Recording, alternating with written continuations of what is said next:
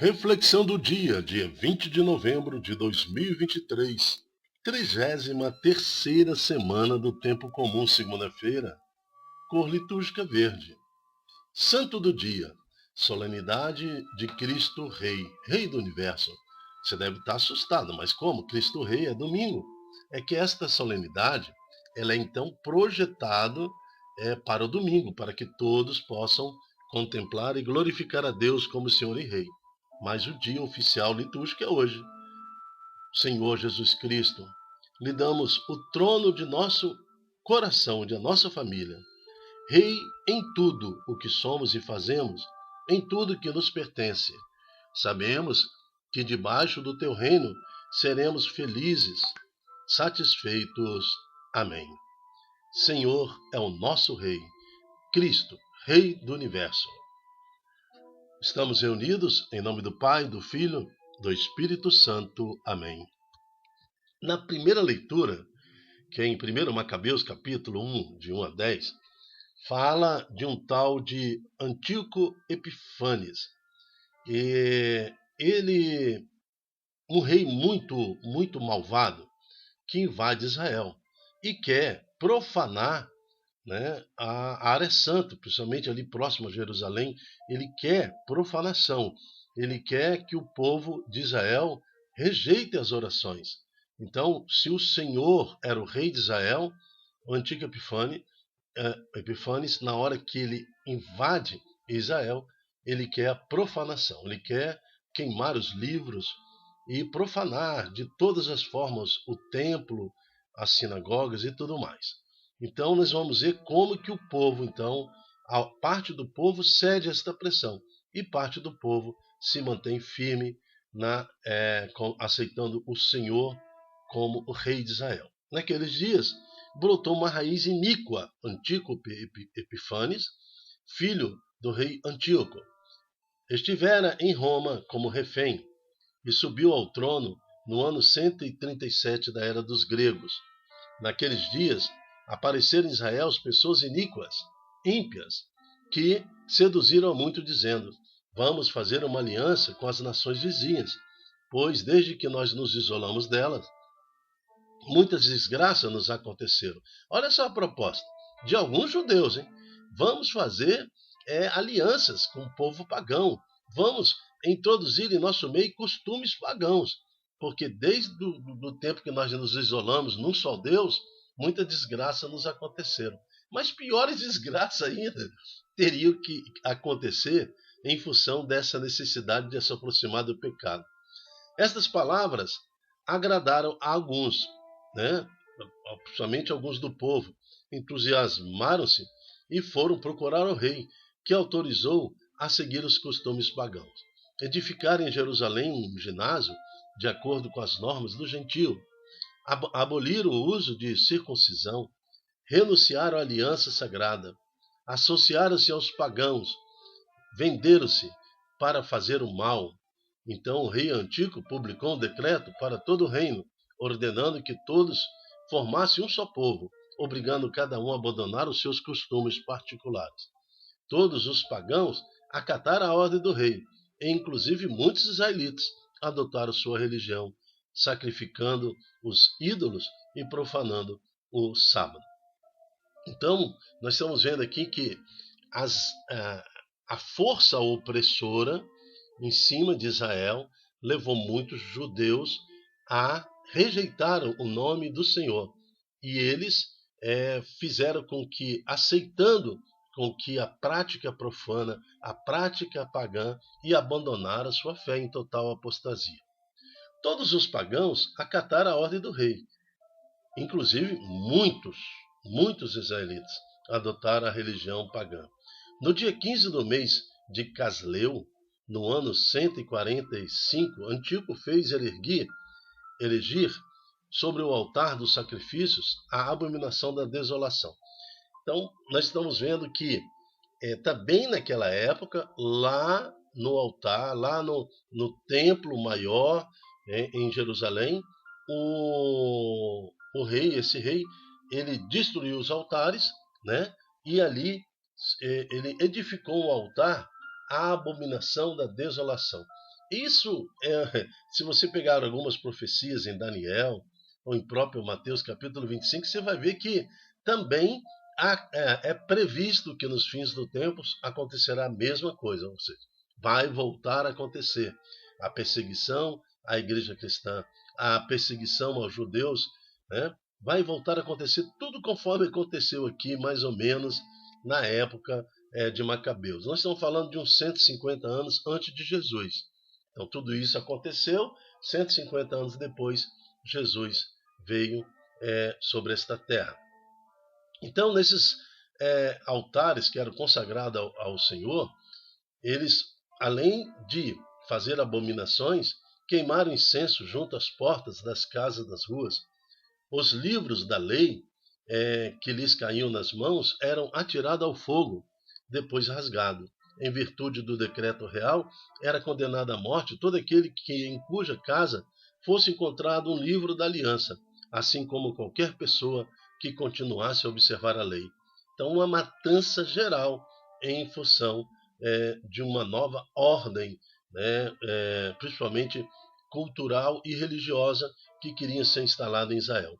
Mas muitos israelitas resistiram e decidiram firmemente a não comer alimentos impuros. Preferiram a morte a contaminar-se com aqueles alimentos. E não querendo violar a aliança sagrada, esses foram trucidados. Uma cólera terrível se abateu sobre Israel. Palavra do Senhor, graças a Deus. Incrível que o texto começa aqui falando assim, que alguns de Israel, seduzidos por muitos, fizeram uma proposta. Vamos fazer uma aliança com as nações vizinhas, pois desde que nós nos isolamos, muitas desgraças nos aconteceram. E veja que, ao fazer aliança com Antíoco Epífanes, acontece uma desgraça muito maior, né? Muitos israelitas morreram, homens, crianças, mulheres, centenas de milhares morreram em função dessa perseguição religiosa. Então, nós temos que ver, está ruim com Deus, pior sem Ele, 1000 vezes pior sem Ele. E nós também, toda a nossa geração, principalmente a geração ocidental, nós já experimentamos o que é viver sem Deus. Olha a história, é só olhar um pouquinho a história, estudar a história e veja como é que aconteceu a história do Ocidente sem Deus. E agora o Ocidente está querendo renunciar à igreja, perseguir a igreja católica e diminuindo assim a intensidade das igrejas, principalmente na Europa, né, que é o berço da civilização mundial, principalmente ocidental, a referência de fé. Mas ali está havendo muita perseguição e um enfraquecimento, uma tentativa de enfraquecer a igreja cristã, católica, em todo o mundo. Então nós temos que estar muito atentos e nos inspirarmos nesses poucos judeus que permaneceram firmes a ponto de entregar a sua vida, mas não ceder às pressões. Nós sabemos que a família dos Macabeus enfrentaram Antíoco Epífanes com sua vida, criaram um exército, lutaram para libertar Israel desta opressão. Então, que nós também, usando de sabedoria e discernimento, possamos proclamar que Cristo é o nosso Senhor e Rei, né? Como a solenidade nos mostra hoje. E sabemos, conscientemente, que proclamar Cristo Rei e Senhor na nossa vida é uma atitude extremamente madura e espiritual. Porque proclamar Cristo Rei como criança, ao sabor das ondas, sem a responsabilidade, é a mesma coisa que profanar. Porque proclama Cristo Rei, mas na primeira pressão já cede. Né? Já virei pagão, já absorvi na minha vida costumes pagãos, contrariando a vontade do Senhor e ainda por cima, querendo justificar a lei para absorver a amplitude do meu pecado. E é assim que acontece. Acaba então querendo enfraquecer a palavra do Senhor para justificar os meus atos pecaminosos. E isso tem acontecido muito em nossos tempos. O salmo de hoje é o Salmo 118. Vivificai-me, ó Senhor, e guardarei vossa aliança. Se o Senhor me der vida, me der esperança, espírito, eu guardarei a vossa aliança. Apodera-se de mim a indignação, vendo que os ímpios abandonaram vossa lei, mesmo que os ímpios me amarrem com seus laços. Nem sinal hei de esquecer a vossa lei. Libertai-me da opressão, da calúnia, para que eu possa observar vossos preceitos. Meus opressores se aproximam com maldade, como estão longe, ó Senhor, da vossa lei. Vivificai-me, ó Senhor, e guardarei a vossa aliança. O responsório, Salmo 118. E queremos pedir a Deus, Pai Todo-Poderoso, doador de todos os dons, que permita-nos, Senhor, que o vosso Espírito alcance a nossa alma, o nosso ser, o nosso coração, para que, vivificado pela vossa presença em nós, possamos testemunhar Jesus Cristo como Rei e Senhor da nossa vida. Amém. Evangelho está em Lucas, capítulo 18, 35 a 43. O Senhor esteja conosco. Ele está no meio de nós. Proclamação do Evangelho de Jesus Cristo segundo Lucas. Glória a vós, Senhor. Quando Jesus se aproximava de Jericó, um cego estava sentado à beira do caminho, pedindo esmolas.